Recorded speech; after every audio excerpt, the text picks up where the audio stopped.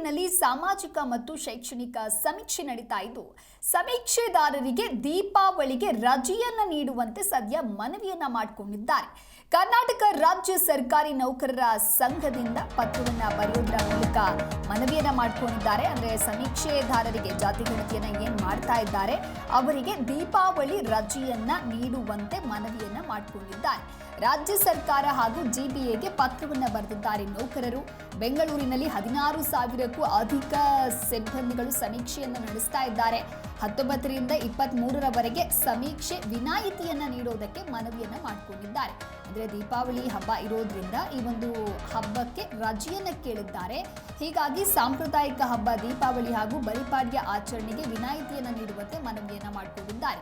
19ರಿಂದ 23ರವರೆಗೆ ಸಮೀಕ್ಷೆ ಕೆಲಸದಿಂದ ಸ್ವಲ್ಪ ನಮಗೆ ವಿನಾಯಿತಿಯನ್ನ ಕೊಡಿ ಅನ್ನೋದ್ರ ನಿಟ್ಟಿನಲ್ಲಿ ಇಲ್ಲಿ ಪತ್ರವನ್ನ ಬರೆದಿದ್ದಾರೆ.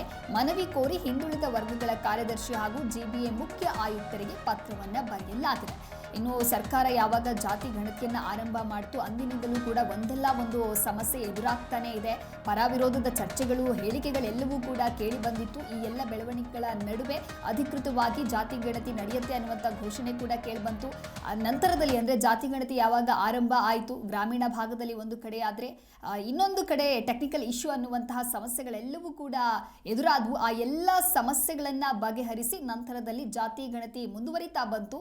ಈಗ ಸದ್ಯ ಬೆಂಗಳೂರಿನಲ್ಲಿ ಸಾಮಾಜಿಕ ಮತ್ತು ಶೈಕ್ಷಣಿಕ ಸಮೀಕ್ಷೆ ಕೂಡ ಆಗ್ತಾ ಇದೆ. ಅಂದರೆ ಸಮೀಕ್ಷೆದಾರರು ನಿಗದಿತ ಸಮಯದಲ್ಲಿ ನಮಗೆ ಸಮೀಕ್ಷೆಯನ್ನ ಮುಗಿಸೋದಕ್ಕೆ ಆಗಲ್ಲ ಅನ್ನುವಂತಹ ನಿಟ್ಟಿನಲ್ಲಿಯೂ ಕೂಡ ಕಂಪ್ಲೇಂಟ್ ಅನ್ನ ಮಾಡ್ತಾರೆ. ಅದಾದ ನಂತರದಲ್ಲಿ ಏನು ಸಮಯ ನಿಗದಿಯಾಗಿತ್ತು ಅದನ್ನು ಕೂಡ ಪೋಸ್ಟ್ಪೋನ್ ಮಾಡ್ತಾರೆ. ಇಂತಹ ದಿನದ ಒಳಗೆ ಆಯಿತು ನೀವು ಕೆಲಸವನ್ನ ಮುಗಿಸಿ ಅನ್ನೋದಾಗಿ. ಆದರೆ ಈಗ ಮತ್ತೊಂದು ಮನವಿಯನ್ನ ಇಟ್ಟಿದ್ದಾರೆ. ಸಮೀಕ್ಷೆದಾರರಿಗೆ ದೀಪಾವಳಿಯ ರಜೆಯನ್ನ ನೀಡಬೇಕು ಅನ್ನುವಂಥ ಮನವಿಯನ್ನ ಮಾಡಿಕೊಂಡಿದ್ದಾರೆ. ಹಾಗಾಗಿ ಯಾವ ನಿರ್ಧಾರವನ್ನ ತೆಗೆದುಕೊಳ್ತಾರೆ ಅನ್ನೋದನ್ನ ಕಾದು ನೋಡಬೇಕಾಗತ್ತೆ. ರಾಜ್ಯ ಸರ್ಕಾರ ಹಾಗೂ ಜಿಬಿಎಗೆ ಸದ್ಯ ನೌಕರರು ಮನವಿಯನ್ನ ಮಾಡಿಕೊಂಡಿದ್ದಾರೆ.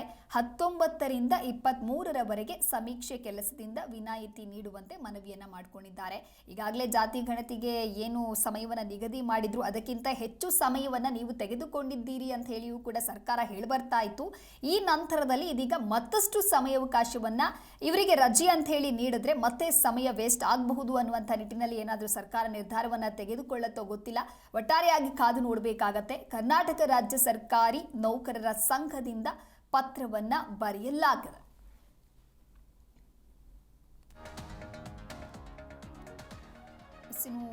ಸಮೀಕ್ಷೆದಾರರಿಗೆ ದೀಪಾವಳಿಗೆ ರಜೆ ನೀಡುವಂತೆ ಮನವಿಯನ್ನ ಮಾಡಿಕೊಂಡಿದ್ದಾರೆ. ಸಮೀಕ್ಷೆದಾರರು ಕೂಡ ಯಾವಾಗ ಜಾತಿ ಗಣತಿ ಸಮೀಕ್ಷೆ ಆರಂಭ ಆಯಿತು ಅವತ್ತಿನಿಂದಲೂ ಕೂಡ ಬೇರೆ ಬೇರೆ ಮನೆಗೆ ತೆರಳಿ ಸಮೀಕ್ಷೆಯನ್ನು ಮಾಡುವಂಥ ಕೆಲಸವನ್ನ ಮಾಡ್ತಾ ಇದ್ದಾರೆ. ಹಾಗಾಗಿ ಅವರಿಗೂ ಕೂಡ ದೀಪಾವಳಿಯ ರಜೆ ಬೇಕು ಅನ್ನುವಂತಹ ನಿಟ್ಟಿನಲ್ಲಿ ಸದ್ಯ ಸರ್ಕಾರಕ್ಕೆ ಈ ರೀತಿಯಾಗಿ ಮನವಿಯನ್ನು ಮಾಡಿಕೊಂಡಿದ್ದಾರೆ.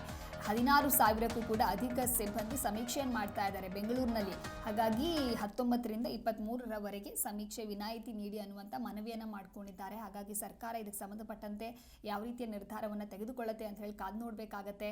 ಎಕ್ಸ್ಟ್ರಾ ಇವರಿಗೆ ಒಂದು 4 ದಿನಗಳ ಕಾಲ ರಜೆಯನ್ನು ಕೊಡ್ತಾರಾ ಅಥವಾ ಹಬ್ಬದ ರಜೆಯೂ ಇಲ್ಲದೆ ಸಮೀಕ್ಷೆಯಲ್ಲಿಯೇ ಇವರು ಏನು ಸಮೀಕ್ಷೆದಾರರು ಕೆಲಸವನ್ನು ಮಾಡಬೇಕಾಗತ್ತಾ ಅನ್ನೋದನ್ನು ನೋಡಬೇಕಾಗತ್ತೆ. ಒಟ್ಟಾರೆ ಮನವಿಯನ್ನು ಕೋರಿ ಹಿಂದುಳಿದ ವರ್ಗಗಳ ಕಾರ್ಯದರ್ಶಿ ಹಾಗೂ ಜಿಬಿಎ ಮುಖ್ಯ ಆಯುಕ್ತರಿಗೆ ಪತ್ರವನ್ನ ಬರೆಯಲಾಗಿದೆ. ಜಾತಿ ಗಣತಿ ಸಮೀಕ್ಷೆ ಆರಂಭ ಆದಾಗಿನಿಂದಲೂ ಕೂಡ ಸರ್ಕಾರ ಇದೇ ರೀತಿಯಾಗಿ ಒಂದಲ್ಲ ಒಂದು ಸಮಸ್ಯೆ ಏನು ಎದುರಾಗಿತ್ತು ಆ ಸಮಸ್ಯೆಗಳನ್ನು ಬಗೆಹರಿಸುವಂತಹ ನಿಟ್ಟಿನಲ್ಲಿ ಕೆಲಸವನ್ನ ಮಾಡಿತ್ತು. ಇದು ಕೂಡ ಈಗ ಸರ್ಕಾರಕ್ಕೆ ಒಂದು ರೀತಿ ಮತ್ತೆ ನಿರ್ಧಾರವನ್ನು ತೆಗೆದುಕೊಳ್ಬೇಕಾಗಿರ್ತಕ್ಕಂತಹ ವಿಚಾರ. ಯಾಕೆ ಅಂತ ಹೇಳಿದ್ರೆ ಅವತ್ತಿನಿಂದ ಇವತ್ತಿನವರೆಗೂ ಕೂಡ ಸಮೀಕ್ಷೆದಾರರು ಸಮೀಕ್ಷೆಯನ್ನ ಮಾಡ್ಕೊಳ್ತಾ ಬರ್ತಾ ಇದ್ದಾರೆ. ಹಬ್ಬ ಆಗಿರೋದ್ರಿಂದ ತಮಗೂ ಕೂಡ ರಜೆ ಬೇಕು, ರಿಲೀಫ್ ಬೇಕು, ನಂತರದಲ್ಲಿ ನಾವು ಕೆಲಸವನ್ನ ಮುಂದುವರಿಸ್ತೀವಿ ಅನ್ನುವಂಥ ನಿಟ್ಟಿನಲ್ಲಿ ಸದ್ಯ ಪತ್ರವನ್ನ ಬರೆಯಲಾಗಿದೆ.